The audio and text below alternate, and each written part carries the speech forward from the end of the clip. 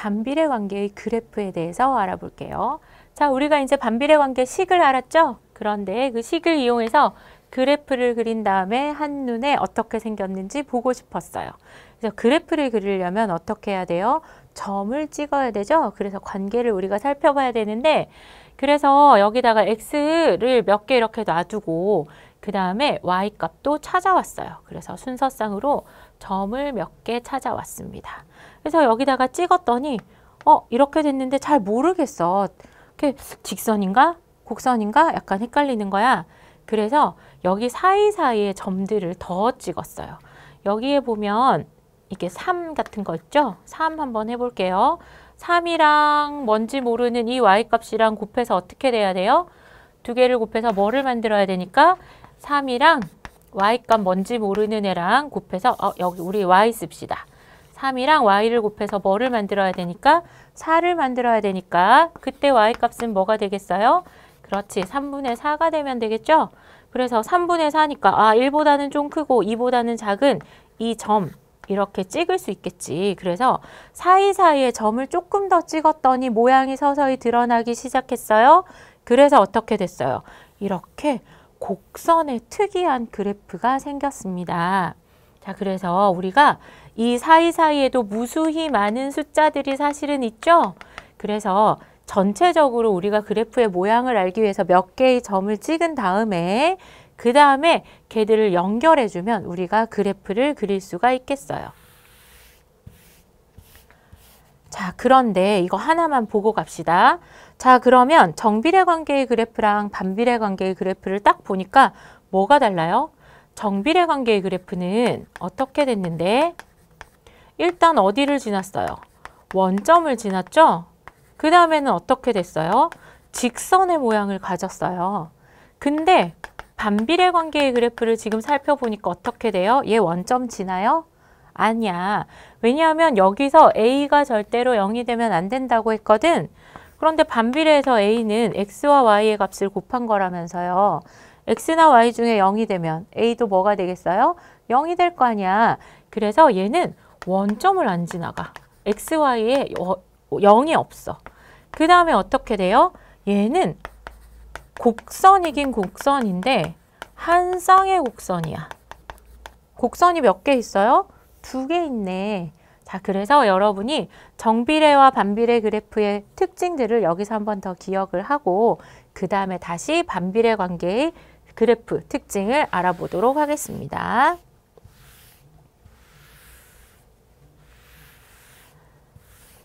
자, 우리가 정비례 관계의 그래프를 열심히 공부를 했다면 반비례 관계 그래프도 되게 쉬워요. 자, 반비례 관계의 그래프는 좌표축에 점점 가까워지면서 한없이 뻗어나가는 한 쌍의 매끄러운 곡선이다 그랬잖아요. 근데 여기서 생각을 해야 될 거는 좌표축에 점점 가까워지면서예요. 자, 무슨 말이냐면 얘는 좌표축에 붙었냐 그러면 안 붙어, 절대로. 자, 한번 해볼게요.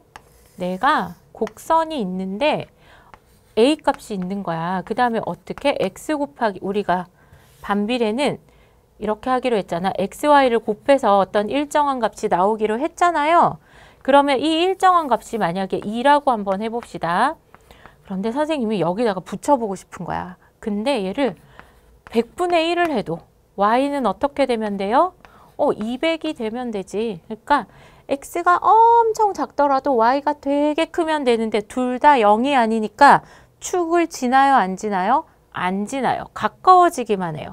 이렇게 가까워지기만 하고 이렇게 가까워지는 건 되는데 축이랑 만나지는 않아요. 그 다음에 그래서 한없이 이쪽으로 쭉쭉쭉쭉 뻗어나가는 거야. 그리고 어떻게? 한 쌍의 매끄러운. 얘만 있는 거 아니죠? 반대쪽에. 그러면 x가 플러스일 때도 있지만 x가 마이너스일 때도 있을 거 아니야. 그래서 그때의 y값까지 계산을 하면 이렇게 한 쌍으로 곡선이 만들어지는 게 반비례 관계의 그래프예요. 자, 그 다음에 정비례 때도 A가 양인지 음인지에 따라서 위치하는 데가 달랐잖아. 어느 사분면에 위치한 데가 달랐는데 얘도 보니까 어떻게 돼요? A는 XY니까 X 곱하기 Y, X와 Y를 곱해서 이제는 A의 부호를 결정해야 되죠? 그러니까 어때?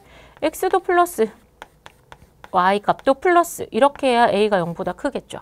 그 다음에 얘도 X가 마이너스, Y도 마이너스일 때 얘가 곱해서 플러스 부호가 되니까 이때 A도 0보다 크게 되겠습니다. 그래서 A가 0보다 크다. 그러면 XY의 부호가 같다. 그러니까 저 그래프는 제1사분면과 제3사분면을 지난다. 이렇게 얘기할 수 있겠죠. 자, 그 다음에 얘는 1사분면과 3사분면은 연결되어 있지 않고 각각의 그래프를 그리잖아. 그 대신 제가 세트로 간다는 것만 기억을 하시면 돼요. 자, 그럼 얘는 어떻게 되냐면 X값이 점점 증가하고 있어. 그러면 Y값이 어떻게 돼요? 처음부터 Y값이 너무 컸어. 그러면서 Y값이 점점 어떻게 되고 있어요? 작아지고 있네. 그래서 X의 값이 증가하면 Y의 값은 감소한대요. 그럼 제 3, 4분면에서도 그런 일이 일어나나 볼까요? 얘가 X의 값이 이렇게 증가했어. 작은 데서 큰 쪽으로 가고 있었어요. 그랬더니 얘의 Y값도 점점 아래로 내려가면서 Y값이 점점 작아지는 걸 발견할 수가 있습니다. 그래서 각 4분면에서 X의 값이 증가할 때 Y의 값은 감소하는 그래프가 되겠어요. 자, 그 다음에 A가 0보다 작을 때 얘도 마찬가지죠? 곱해서 0보다 작아지려면 어떻게 해야 돼? A가 0보다 작아지려면 두 개의 부호가 달라야 되겠지. 그래서 XY가 부호가 달라지려면 X가 마이너스거나 X가 마이너스일 때 Y는 플러스면 될 거고 X가 플러스일 때 Y는 마이너스면 될 거니까 얘는 제2사분면과 제4사분면을 지나겠죠? 얘는 어때요? 그러면 얘는 X의 값이 이렇게 증가할 때 이때는 그래프가 어떻게 돼? 값이 작았는데 점점 위로 올라가면서 값이 커지는 걸 우리가 알 수 있겠네. 그러면 얘는 X가 증가할 때 Y값도 어떻게 돼요? 증가하는 걸 알 수 있겠죠.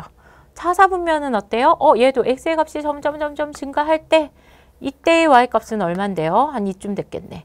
증가했을 때의 Y값은 얼마예요? 여기겠네요. 얘는 이렇게 증가할 때 얘는 어떻게 돼요? 얘도 이렇게 증가하고 있으니까 각 4분면에서 X의 값이 증가하면 Y의 값도 증가한다. 우리가 이렇게 얘기를 해줄 수 있겠네요. 자, 그럼 반비례 관계의 그래프의 특징을 여기서 딱 한 번만 더 정리를 하고 넘어갑시다. A에 관계없이 항상 점 1,A를 지난다고 했는데 X에다 1 넣으면 1분의 A니까 당연히 1,A를 지나겠죠. 자, 그 다음에 A의 절대값이 클수록 원점에서 멀어지고 A의 절대값이 작을수록 원점에 가까워진다. 이렇게 얘기를 했는데 자, 이것도 예를 들어서 딱 한 번만 알아볼게요.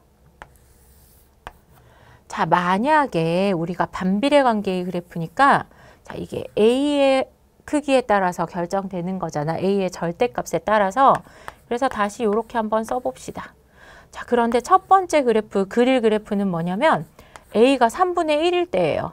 자, 이거는 여러분이 깜짝 놀래. 자, 반비례 관계 A가 3분의 1이래. 그럼 여기다가 원래 식을 한번 써볼까요? 그럼 Y는 X분의 3분의 1이야? 아니 선생님, 이건 도대체 어떻게 풉니까?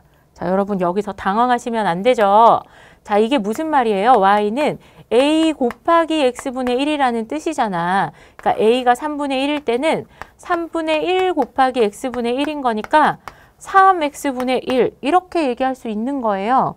그래서 식이 Y는 3X분의 1 이렇게 있을 때 여러분이 이게 반비례인지 아닌지를 헷갈리면 안 돼요. 이건 어떻게 된 거예요? 3분의 1이라는 A 값에 그 다음에 뭐 X분의 1을 곱한 거기 때문에 이거는 A 곱하기 X분의 1 즉 반비례식이 맞습니다. 기억하셔야 돼요. 자, 그래서 A가 3분의 1이야. 네, XY야. 자, 그러면 얘를 한번 생각해 봅시다. X가 1이면 여기 밑에다가 써볼게요. X가 1이면 곱해서 뭐가 돼야 이게 3분의 1이 되겠어? Y가 3분의 1이 되면 되겠죠. X가 3분의 1이면요. Y는 1이 되면 되겠지. 하나만 더 해볼까? 얘가 3이면 얘는 어떻게 돼요? 3이면 너무 크나? 2면 어떻게 돼? 아니다. 3 하자. 계산하기 편하게. 얘가 3이면 Y가 얼마가 돼야 3분의 1이 돼요? 9분의 1이 되면 되겠지. 자, 한번 해볼게요. X가 1이야. 그럼 Y는 얼마? 3분의 1. 얘가 1이니까 여기가 1이라고 하면 3분의 1 엄청 작은 값이겠지? 자, 그 다음에요. 이거 X축, Y축 선생님이 표시해 줄게요. 자, 그 다음에 X값이 3분의 1이야. 그러면 Y의 값은 1이 된대요. 아, 벌써. 얘가 3이면요. 3이 됐더니 9분의 1. 엄청 작은 Y값. 그 다음에 X가 그럼 9분의 1이면 Y값은 뭐가 되겠어요? 9분의 1이면 얘가 이렇게 되니까 그래프가 어디에다가 찰싹 붙어 있어. 자, 절대값이 작을수록 어디에 가까워졌어요? 그래프가 원점에 찰싹 붙어 있지. 당연히 반대쪽에도 이렇게 생긴 그래프가 한 쌍이 생기겠죠. 자, 그러면 얘가 클 때는 그럼 어떻게 되는 거야? 자, 두 번째 A가 만약에 3일 때 생각해 봅시다. A가 3일 때. 자, 그래서 선생님이 3은 X, Y 이렇게 생각했어요. 그럼 X가 1일 때 Y는 얼마겠어요? 3이겠죠? X가 3이면 Y는 1이겠지. 자, 그러면 X가 1일 때 Y는 이미 어떻대? 3까지 이렇게 올라간대요. 그 다음에 Y가 그 다음에 X가 3일 때는 선생님 순간 헷갈렸네. 그 다음에 여기는 어떻게 됐어요? 이렇게 됐네? 그래프를 그렸더니 어떻게 됐어? 원점에서 점점 더 어떻게 됐어요? 멀어졌죠? 자, 여기도 반대편에 내가 그래프를 그리면 이렇게 될 거 아니야. 그러면은 절대값이 크면 클수록 원점에서 점점 멀어지게 그래프를 그릴 수가 있고요. 절대값이 작으면 작을수록 원점에 가까이 이렇게 축에다가 붙어가지고 이렇게 그래프가 그려지는 거 여러분이 이해할 수 있겠죠? 그래서 A의 값에 따라서 위치도 정할 수 있고 그래프의 형태도 정할 수 있고 A가 여러분한테 주는 정보가 굉장히 많다는 걸 알 수가 있죠? 그래서 A, 반비례 관계 그래프의 성질을 정확하게 이해하시면 문제를 훨씬 쉽게 풀 수 있겠습니다.